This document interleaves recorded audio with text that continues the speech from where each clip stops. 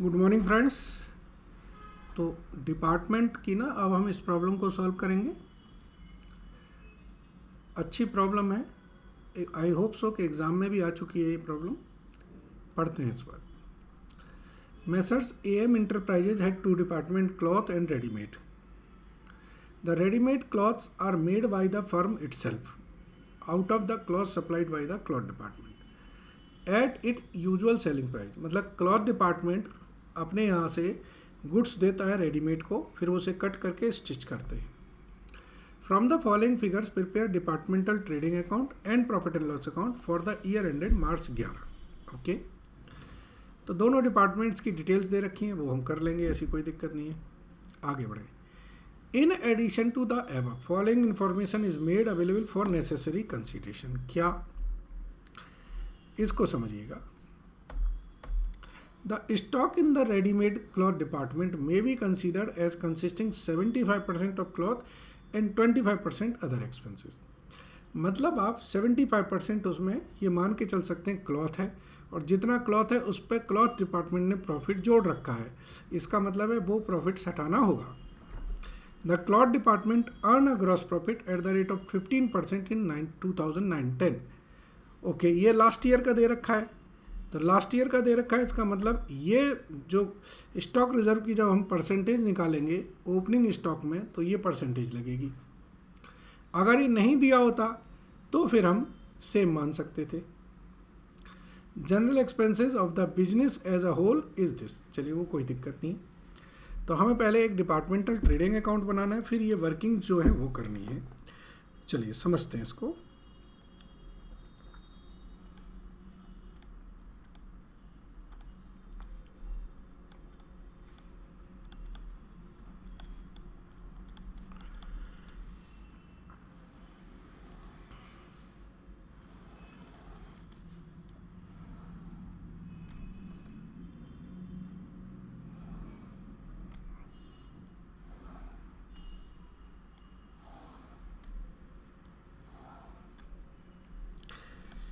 ये तो cloth department हो गया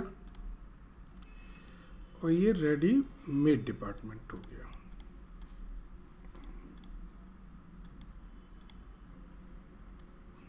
ठीक है, चलिए अब देखिए। ओपनिंग स्टॉक हमारे पास दे रखा है, परचेज दे रखी है, सेल दे रखी है, मैन्युफैक्चरिंग एक्सपेंसेस हैं, सेलिंग एक्सपेंसेस हैं, रेंट हैं। ये सारी फिगर्स को हम लिख देते हैं।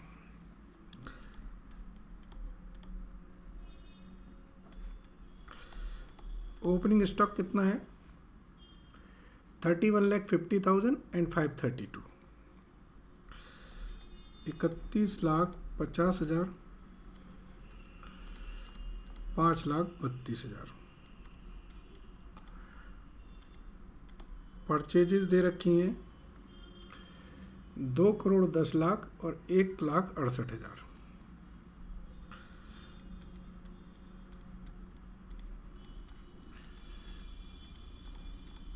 ठीक है जी।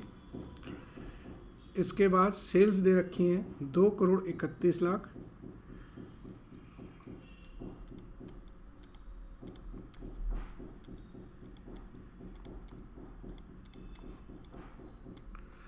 और 47,25,000। ठीक है जी। चलिए, फिर दे रखा है ट्रांसफ़र टू रेडीमेड डिपार्टमेंट। इन्होंने 31,50,000 का ट्रांसफ़र किया है।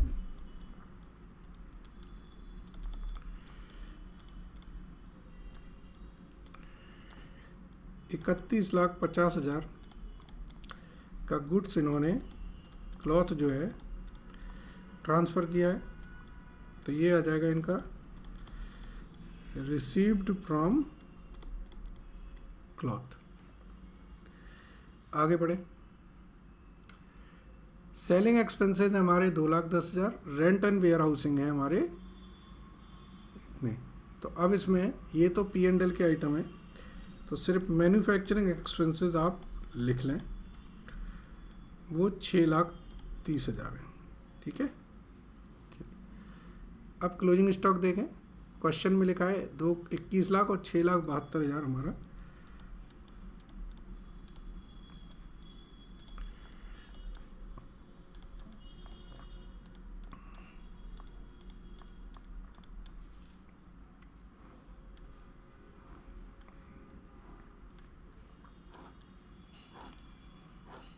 ठीक है।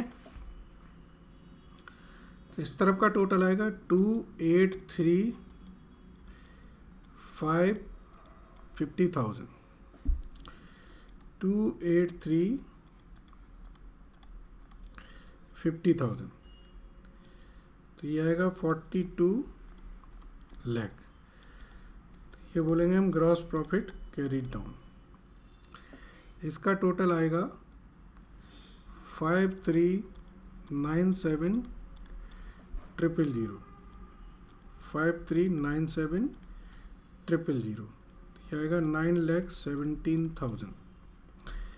तो यहाँ पर आ जाएगा gross profit brought down 42 lakhs and 9,17,000। ठीक है जी। अब क्वेश्चन में एक तो सेलिंग एक्सपेंसेस दे रखे थे, उनको लिख लें। कितने हैं सेलिंग एक्सपेंसेस? 2,10,000 और 73,500।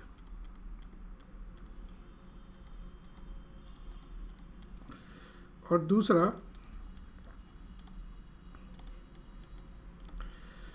रेंट एंड वेयर हाउसिंग दे रखे हैं 8,40,000, 5,60,000। ठीक है।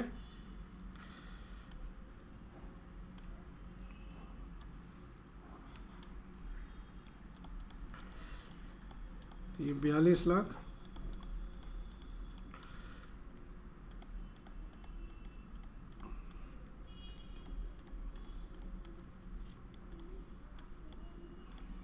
तो नेट प्रॉफिट आ गया 31,50,000,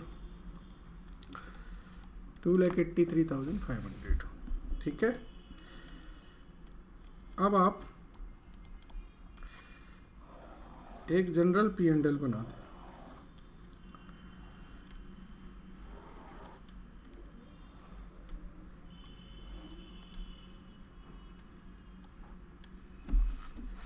जनरल P&L में नेट प्रॉफिट ट्रांसफ़र फ्रॉम ए और बी डिपार्टमेंट से आ गया हमारे पास। तो ये टोटल आ रहा है 34,33,500। क्वेश्चन में दिया था कि जो सबके एक्सपेंसेस हैं, चलिए अभी एक काम करते हैं, इसको रहने देते हैं, अभी इस ओपनिंग स्टॉक रिजर्व भी लिखेंगे ना।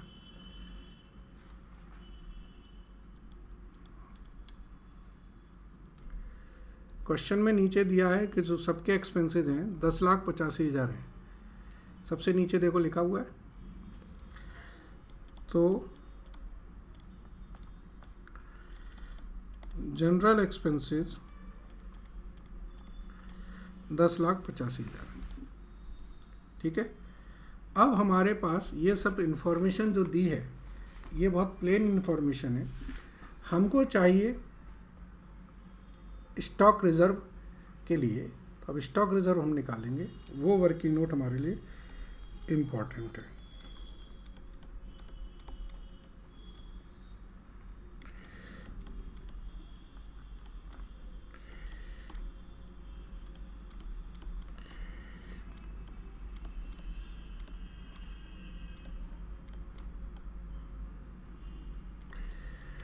चलिए इसको थोड़ा ध्यान से करेंगे, समझिएगा।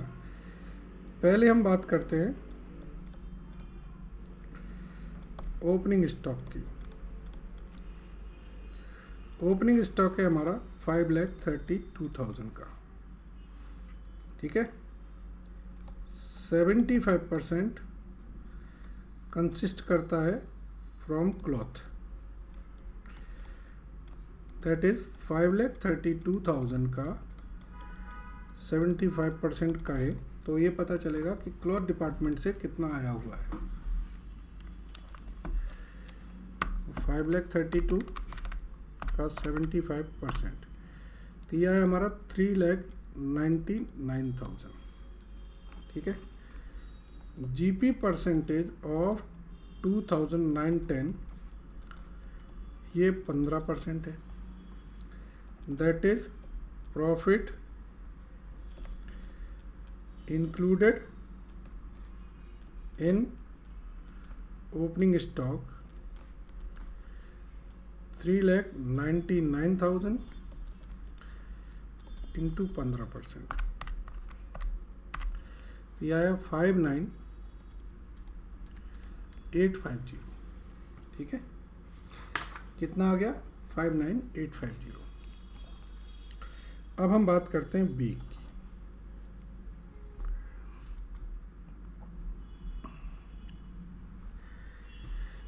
अब हमें क्लोजिंग स्टॉक देखना पड़ेगा कितना है। क्लोजिंग स्टॉक हमारा है 6,72,000 का। 75% कंसिस्ट फ्रॉम क्लॉथ। 6,72,000 का 75% करेंगे तो ये आएगा 5,04,000।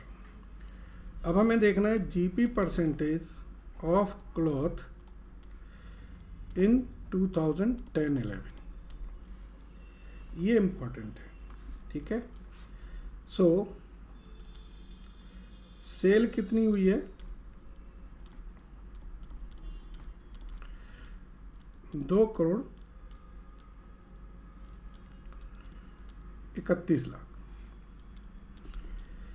ट्रांसफ़र टू रेडीमेड कितना है? 31,50,000। तो ये हो गया 2,62,50,000। ठीक है, और ग्रॉस प्रॉफिट कितना है? वो आया था हमारा 42,00,000। तो जीपी परसेंटेज की बात करेंगे तो ये आएगी 16%। 42,00,000 divided by 262,50,000। So GP percentage of 2011 ये हमारा आया 16%। दैट इज प्रॉफिट इंक्लूडेड कितना हो जाएगा? 5,04,000 का 16% 80,640। ये हमारा क्लोजिंग स्टॉक रिजर्व हो गया।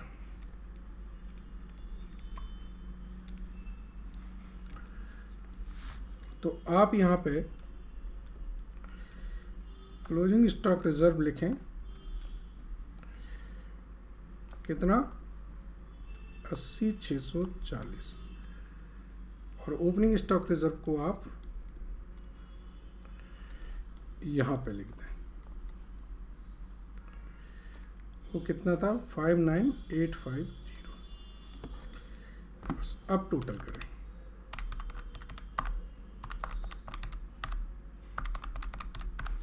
तो इसका टोटल आएगा 34,93,350।